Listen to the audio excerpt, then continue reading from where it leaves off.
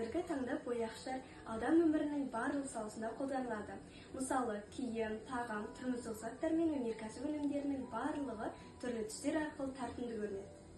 Қазіргі менің тәжірибелік зерттеуім табиғи және синтетикалық бояғыштарды салыстыру. Соның ішінен пияз қабығынан бояп алатын боламын. Бір уыс құрғақ пияз қабығын жинап, кішкене кастрөлге саламын. Синтетикалық бояғыштар химиялық жолмен зертханаларда жасалатын жасанды бояулар. Мен қазір синтетикалық сары бояуды алып, кішкене кастрөлге салатын боламын.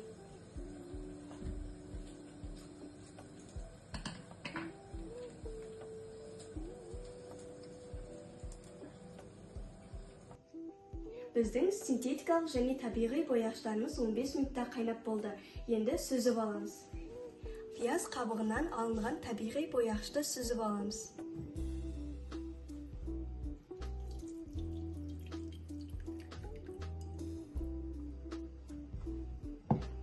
Бізде табиғи бояғыштан пияз қабығынан осындай бояу шықты.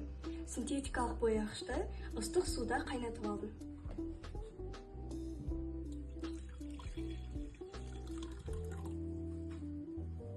Осындай керемет қанық сары түс шықты. 2 мата бөлігін табиғи және синтетикалық бояғыштарға салып 15 минут күтеміз.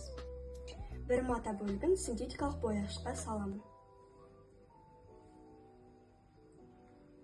2 мата бөлігін табиғи бояғышқа саламын.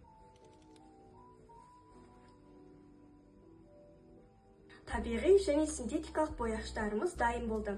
Мінекей осындай керемет түстер шықты. 2 бояғыш түрінің де өз орны бар. Табиғи бояулар экологиялық таза болса, синтетикалық бояулар өндіріс үшін тиімді. Ең дұрыс шешім екеуін де орнымен қолдану. Табиғи бояғыш түс қанықтығы жұмсақ табиғи реңк берді. Синтетикалық бояғыш ашық, айқын түсті көрсетті. Түс тұрақтылығы орташа уақытпен өшеді. Синтетикалық бояғыш жоғары, ұзақ сақталады. Денсаулыққа әсері табиғи бояғыш қауіпсіз, зиянсыз, синтетикалық бояғыш кейде аллергия тудырады. Экологиялық әсер табиғи бояғыш экологиялық ыдырайды, синтетикалық бояғыш қоршаған ортаны ластайды. Қолжетімділігі табиғи бояғыш өте қолжетімді, арзан, синтетикалық бояғыш өндірістік, қымбаттырақ. Қолдану саласы табиғи бояғыш тағам, балалар киімі, қолөнерде қолданылады. Синтетикалық бояғыш өнеркәсіп, құрылысы мен косметикада қолданылады.